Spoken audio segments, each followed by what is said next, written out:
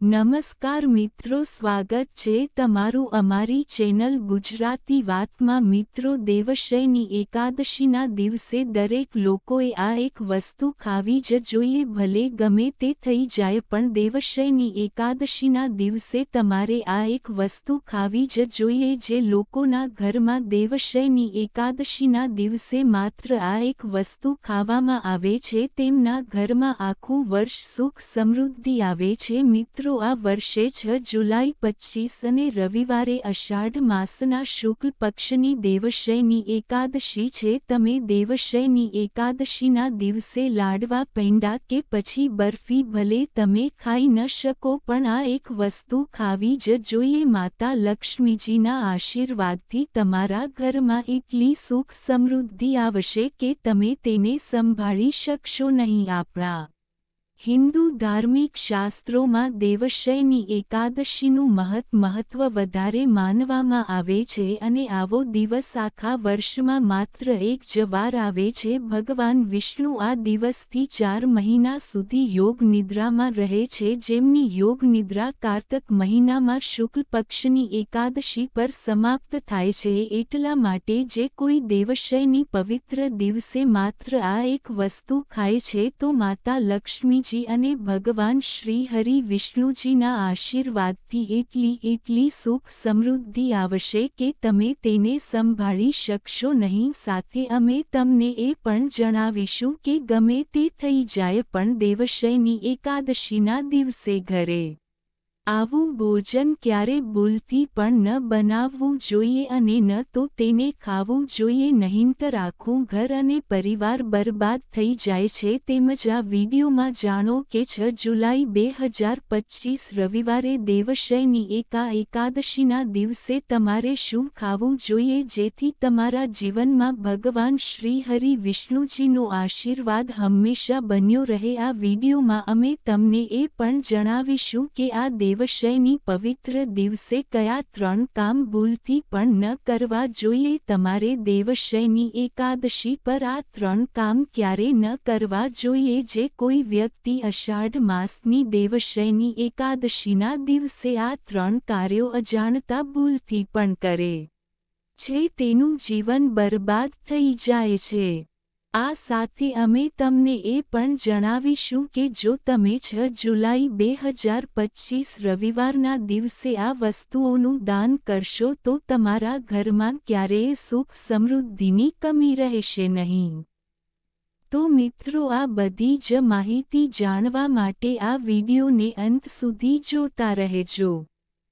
ઘણા લોકો એવા હોય છે જે વિડીયોને અધવચ્ચે છોડીને જતા રહે છે અને વિડીયોને કાપીને જુએ છે, પછી આવા વ્યક્તિ જીવનમાં ક્યારેય સફળતા મેળવી શકતા નથી। તેથી વિડીયોને અડધો છોડીને ન જતા આ સંપૂર્ણ માહિતી જાણીએ તે પહેલા કોમેન્ટ બોક્સમાં જય માં લક્ષ્મી અને તમારા કુળદેવીનું નામ જરૂરથી લખજો। સાથે આ વિડીયોને લાઇક કરી ચેનલને પણ જરૂરથી સબસ્ક્રાઇબ કરજો, કારણ કે 150 વર્ષ પછી આ અષાઢ માસના શુક્લ પક્ષની દેવશયની એકાદશી આવા શુભ સમયમાં આવી રહી છે અને હિન્દુ ધર્મના લોકો માટે આ એકાદશી શ્રેષ્ઠ માનવામાં આવે છે અને આ દિવસે કરવામાં આવેલા કોઈપણ ઉપાય ક્યારેય વ્યર્થ જતા નથી, એટલે કે તે હંમેશા લાભ પ્રદાન કરે છે। અષાઢ માસના શુક્લ પક્ષની એકાદશી વર્ષમાં ફક્ત એક જ વાર આવે છે, તેથી જ તમારે આ દેવશયની એકાદશી પર માતા લક્ષ્મી અને ભગવાન વિષ્ણુની પૂજા કરવી જ જોઈએ। અને એક એવો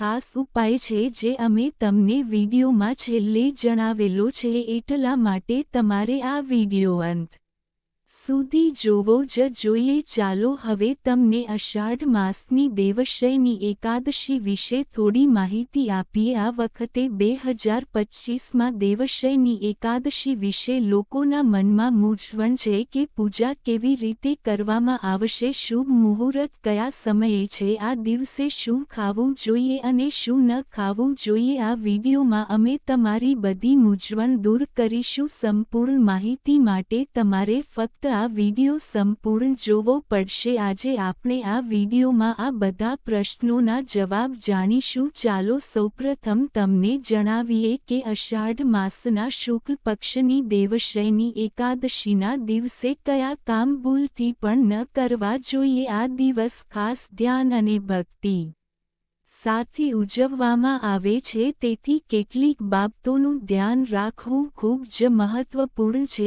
દેવશયની એકાદશીના દિવસે વાળ અને નખ કાપવાનું પણ ટાળવું જોઈએ। આ દિવસ પવિત્રતા અને ભક્તિનો અને આ દિવસે શરીરના કોઈપણ ભાગને કાપવાથી આ પવિત્રતા તૂટી શકે છે। દેવશયની એકાદશીના દિવસે તુલસીના છોડની પૂજા કરવાનું વિશેષ મહત્વ છે, પરંતુ તુલસીના પાન આ દિવસે ભૂલથી પણ ન તોડવા જોઈએ। જો તમે ભગવાન શ્રી હરિ વિષ્ણુને તુલસીના પાન ચડાવવા માંગતા હો તો એક દિવસ પહેલા તુલસીના પાન તોડીને ભગવાન વિષ્ણુને અર્પણ કરી શકો છો। દેવશયની એકાદશીના દિવસે ચોખા ખાવાનું સંપૂર્ણપણે પ્રતિબંધિત માનવામાં આવે છે। ધાર્મિક માન્યતાઓ અનુસાર ચોખા ભગવાન વિષ્ણુના રોમમાંથી ઉદ્ભવ્યા હોવાનું માનવામાં આવે છે, તેથી આ દિવસે ભાત ન ખાવા જોઈએ। દેવશયની એકાદશીના દિવસે સવારે મોડે સુધી સૂવાનું ટાળવું જોઈએ। આ દિવસનું મહત્વ શારીરિક અને માનસિક રીતે સજાગ રહેવાનું છે, તેથી આ દિવસે વહેલા ઉઠીને ભગવાન શ્રીકૃષ્ણની પૂજા અને ભગવાનનું ધ્યાન કરવું જોઈએ અને તમારી ભક્તિને મજબૂત બનાવવી મહત્વપૂર્ણ છે।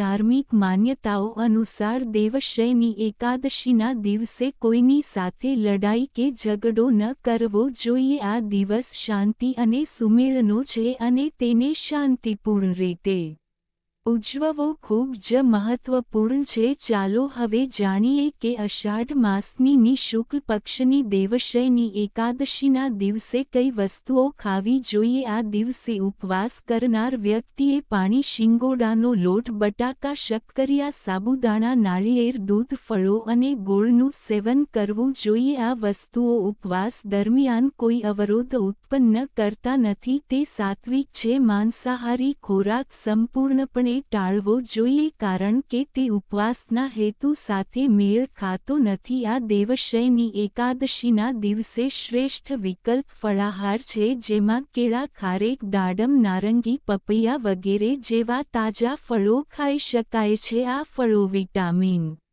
અને પોષક તત્વોથી ભરપૂર હોય છે અને શરીરને તાજગી પ્રદાન કરે છે। આ ઉપરાંત જો તમને વધુ ઊર્જાની જરૂર લાગે છે તો તમે સાબુદાણાની ખીચડી, સાબુદાણાના વડા અથવા તો સાબુદાણા ટિક્કી પણ ખાઈ શકો છો। સાબુદાણા પચવામાં હલકા હોય છે અને શરીરને જરૂરી ઊર્જા પૂરી પાડે છે, જે ઉપવાસ દરમિયાન મદદરૂપ થાય છે। આ સાથે રાજગરાનો લોટ પણ સારો વિકલ્પ છે। આ દિવસે ફક્ત શુદ્ધ અને સાત્વિક ખોરાક જ બનાવવો જોઈએ અને ડુંગળી અને લસણથી દૂર રહેવું જોઈએ। આ તામસી ગુણોથી ભરપૂર હોય છે, જે ઉપવાસના હેતુને અસર કરે છે, તો આ બધી બાબતોને ધ્યાનમાં રાખવી જોઈએ। એનાથી ભગવાન શ્રીકૃષ્ણના આશીર્વાદ મળશે અને જીવનમાં સુખ, શાંતિ અને સમૃદ્ધિ આવશે। મિત્રો, વિડીયોમાં આગળ વધતા પહેલા જો હજુ સુધી તમે કોમેન્ટ બોક્સમાં જય શ્રી કૃષ્ણ લખ્યું ન હોય તો કૃપા કરીને લખી નાખજો। સાથે આ વિડીયોને લાઇક કરજો અને ચેનલને પણ જરૂરથી સબસ્ક્રાઇબ કરજો। આ સાથે કોમેન્ટ બોક્સમાં તમારી રાશિ પણ અમને જણાવજો, કારણ કે અમે રાશિચક્ર સાથે સંબંધિત ભાગ્ય પણ જણાવીએ છીએ। ચાલો હવે જાણીએ કે અષાઢ માસની શુક્લ પક્ષની દેવશયની એકાદશીના દિવસે કઈ કઈ વસ્તુનું સેવન ભૂલથી પણ ન કરવું જોઈએ। દેવશયની એકાદશીનો દિવસ ખૂબ જ પવિત્ર માનવામાં આવે છે। આ દિવસે કેટલીક વસ્તુઓ ખાવાની ટાળવી જોઈએ જેથી તમારી ભક્તિ સંપૂર્ણપણે શુદ્ધ રહે. તો ચાલો જાણીએ કે દેવશયની એકાદશીના દિવસે આપણે કઈ વસ્તુ ન ખાવી જોઈએ. તેમાં સૌથી પહેલી વસ્તુ છે માંસાહારી ખોરાકનું સેવન. દેવશયની એકાદશી જેવા પવિત્ર દિવસે માંસાહારી ખોરાક ખાવાનું સંપૂર્ણ મનાય છે. આ દિવસે માંસાહારી ખોરાક ઈંડા, માછલી, ચિકન કે કોઈપણ પ્રકારનું માંસ ન ખાવું જોઈએ. તે શારીરિક શાંતિ, માનસિક શાંતિ અને આધ્યાત્મિક પ્રગતિ માટે હાનિકારક છે. માંસાહારી ખોરાક ખાવાથી તામસિક ગુણોમાં વધારો થાય છે જે આપણી માનસિક શાંતિ અને સંતુલનને ખલેલ પહોંચાડી શકે છે. દેવશયની એકાદશીના દિવસે ભગવાન શ્રી હરિ, શ્રી કૃષ્ણની અને માતા લક્ષ્મીજીની વિધિવિધાથી પૂજા કરવામાં આવે છે. એટલા માટે આ દિવસે ફક્ત સાત્વિક ખોરાક જ ખાવો જોઈએ જે શુદ્ધતા અને ભક્તિનું પ્રતીક છે. બીજી વસ્તુ છે ખાટા ખોરાકથી દૂર રહેવું. દેવશયની એકાદશીના પવિત્ર દિવસે ખાટા ખોરાકનું સેવન કરવું પણ યોગ્ય માનવામાં આવતું નથી. કેરી, આંબલી, દહીં અને લીંબુ વગેરે જેવા ખાટા ફળો ખાવાનું ટાળવું જોઈએ. ખાટા ખોરાકથી તામસિક ગુણો વધે છે જે માનસિક સ્થિતિ પર નકારાત્મક અસર કરે છે અને વિક્ષેપ પેદા કરી શકે છે. ખાટા ખોરાક શરીરમાં નકારાત્મક ઉર્જાનો સંચય કરે છે જે પૂજા અને ઉપવાસના હેતુને નષ્ટ કરી શકે છે. તેથી આ દિવસે ખાટા ખોરાકથી દૂર રહેવું જોઈએ. ત્રીજી વસ્તુ છે નશીલા પદાર્થો. દેવશયની એકાદશીના દિવસે કોઈપણ પ્રકારના નશીલા પદાર્થનું સેવન સંપૂર્ણપણે પ્રતિબંધિત છે. દારૂ, તમાકુ, ગુટખા વગેરેનું સેવન માનસિક અને શારીરિક સ્વાસ્થ્ય માટે હાનિકારક છે. આ પદાર્થો શરીરને અશુદ્ધ કરે છે અને સાથે પૂજામાં પવિત્ર હેતુને પણ પ્રભાવિત કરી શકે છે. આવા નશીલા પદાર્થોથી દૂર રહેવાથી તમારી ભક્તિ શુદ્ધ રહે છે જેનાથી ભગવાન શ્રીકૃષ્ણના આશીર્વાદ પ્રાપ્ત થાય છે. તેથી આ દિવસે કોઈપણ નશીલા પદાર્થનું સેવન ન કરો. ખાંડ અને મીઠાઈઓનું સેવન. દેવશયની એકાદશીના દિવસે ખાંડ અને વધુ પડતી મીઠી વસ્તુઓથી દૂર રહેવું જોઈએ. વધુ પડતી ખાંડયુક્ત ભોજન રાજસ અને તામસિક ગુણોમાં વધારો કરે છે જે ઉપવાસના હેતુને પ્રાપ્ત કરવામાં અવરોધો ઊભા કરી શકે છે. જો કે કેળા, દાડમ, સફરજન, નાળિયેર વગેરે જેવા હળવા મીઠા ફળોનું સેવન કરી શકાય છે. મીઠા ફળો આહારને સંતુલિત કરે છે અને ભક્તિમાં કોઈ અવરોધ ઉત્પન્ન કરતા નથી. ડુંગળી અને લસણનું સેવન. દેવશયની એકાદશી જેવા પવિત્ર દિવસે ડુંગળી અને લસણનું સેવન પણ પ્રતિબંધિત છે. ડુંગળી અને લસણ તામસિક ગુણોથી ભરપૂર હોય છે અને તે વ્યક્તિના માનસિક સંતુલનને અસર કરી શકે છે. ડુંગળી અને લસણ ખાવાથી વ્યક્તિના આહારમાં અસંતુલન થાય છે અને ભક્તિમાં અવરોધ ઉત્પન્ન કરી શકે છે. એટલા માટે આ દિવસે આ બંનેનું સેવન ન કરો જેથી તમારી ભક્તિ શુદ્ધ રહે અને તમારી માનસિક સ્થિતિ સંતુલિત રહે. હિન્દુ ધર્મમાં દેવશયની એકાદશીનું વિશેષ મહત્વ છે. આ વખતે દેવશયની એકાદશી અષાઢ મહિનાના શુક્લ પક્ષની એકાદશીના રોજ ઉજવવામાં આવશે. આ વર્ષે આ તહેવાર 6 જુલાઈ 2025 રવિવારના રોજ આવશે. એકાદશી તિથિ 5 જુલાઈના રોજ સાંજે 6:58 વાગ્યે શરૂ થશે અને 6 જુલાઈના રોજ રાત્રે 9:14 વાગ્યે સમાપ્ત થશે. ઉદય તિથિ અનુસાર આ વ્રત 6 જુલાઈના રોજ જ મનાવવામાં આવશે અને ચાતુર્માસ શરૂ થશે જે 1 નવેમ્બર સુધી ચાલશે. ભગવાન શ્રીનારાયણની પ્રિય હરિશયની એકાદશી અથવા દેવશયની એકાદશીથી લગ્ન,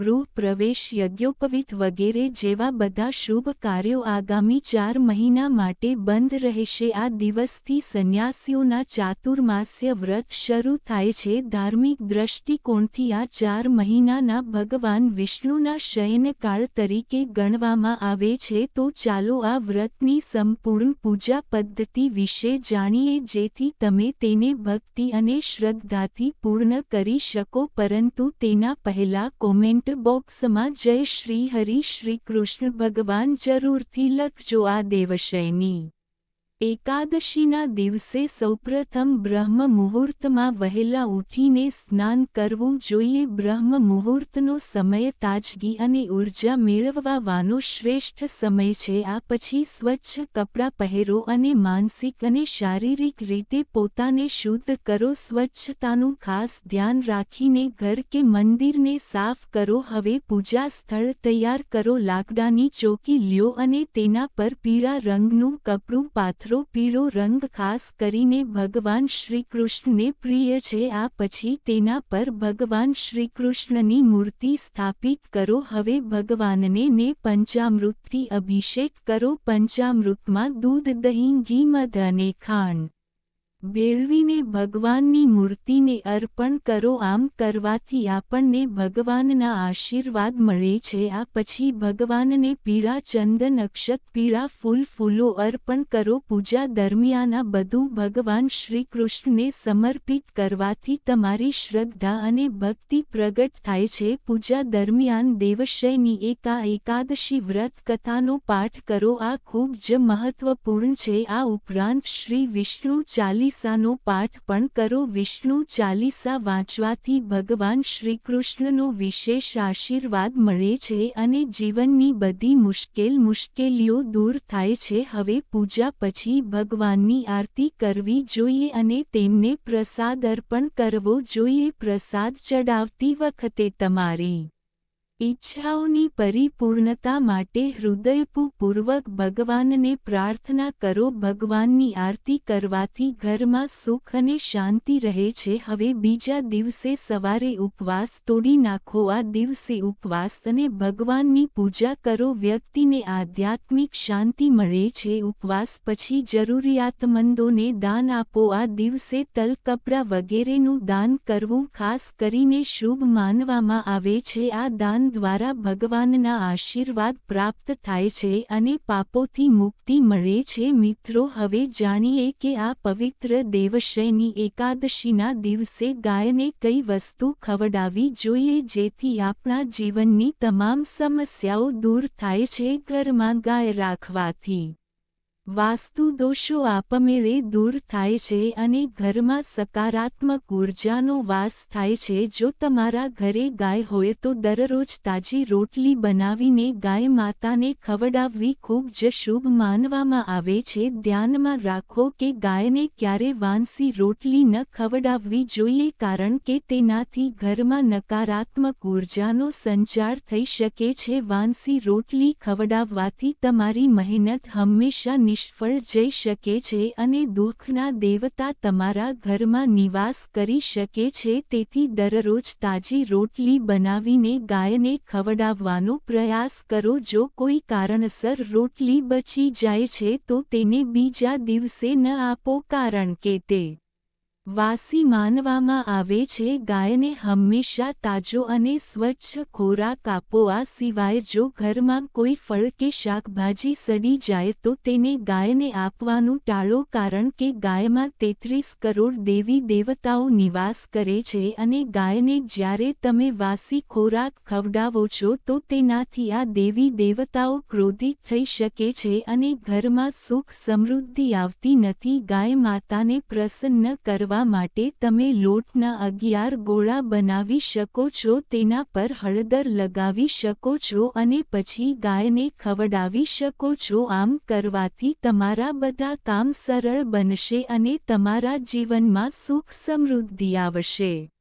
જો શક્ય હોય તો ગાયની 7 વાર પરિક્રમા કરો. આ તમારા જીવનમાં સફળતા અને ખુશી લાવશે. જ્યારે પણ તમે ગાયને રોટલી આપો છો ત્યારે તમે તેમાં થોડું હળદર અને ઘી ઉમેરી શકો છો. આનાથી તમારા જીવનમાં શુભ પરિણામો મળશે. ગાયને તાજી રોટલી ખવડાવવાથી અને તેનું સન્માન કરવાથી તમારા જીવનમાં સકારાત્મક પરિવર્તન આવી શકે છે, જેના કારણે તમારા બધા કામ પૂર્ણ થશે અને સુખ સમૃદ્ધિ સમૃદ્ધિ આવશે. તો ચાલો હવે દેવશયની એકાદશીના દિવસે કરવામાં આવતા ચમત્કારી ઉપાયો વિશે જાણીએ. ધાર્મિક માન્યતાઓ અનુસાર દેવશયની એકાદશીના દિવસે તુલસીની પૂજા કરવી જોઈએ. ભગવાન શ્રીકૃષ્ણને તુલસી અતિ પ્રિય છે. તુલસીમાં ભગવાન શ્રીકૃષ્ણના આશીર્વાદ સાથે માતા લક્ષ્મીનો પણ વાસ હોય છે. સવારે તુલસીની પૂજા કરવી અને સાંજે તુલસી પાસે ઘીનો દીવો અચૂક કરવો જોઈએ. જો તમને ધન સંપત્તિ અને સુખ સમૃદ્ધિ મેળવવી હોય તો દેવશયની એકાદશીના દિવસે જ્યારે દીવો કરો ત્યારે તેની નીચે કેટલાક ચોખાના દાણા રાખી દો. જ્યારે દીવો ઓલવાઈ જાય તો તે ચોખાને લઈને લાલ રંગના કપડામાં બાંધીને તિજોરીમાં મૂકી દો. આમ કરવાથી જીવનમાં આર્થિક સંકટ નહીં આવે. દેવશયની એકાદશીના દિવસે ભગવાન શ્રીકૃષ્ણની વિધિવિધાનથી પૂજા કરવી જોઈએ અને પછી તેમની સામે બેસીને શ્રી વિષ્ણુ સહસ્ત્રનામનો પાઠ કરવો જોઈએ. તો મિત્રો, જો તમને આ વિડિયો પસંદ આવ્યો હોય તો વિડિયોને લાઇક અને શેર જરૂરથી કરજો અને કોમેન્ટ બોક્સમાં જય ભગવાન શ્રી કૃષ્ણ જરૂરથી લખજો. સાથે અમારી ચેનલને સબસ્ક્રાઇબ કરીને બાજુમાં આપેલા બેલ આઇકનને પ્રેસ કરી ઓલ ઉપર સેટ કરી દેજો જેથી તમને નવા વિડિયોની નોટિફિકેશન મળે. અમારી ચેનલ ગુજરાતી વાતને સબસ્ક્રાઇબ કરો. ધન્યવાદ.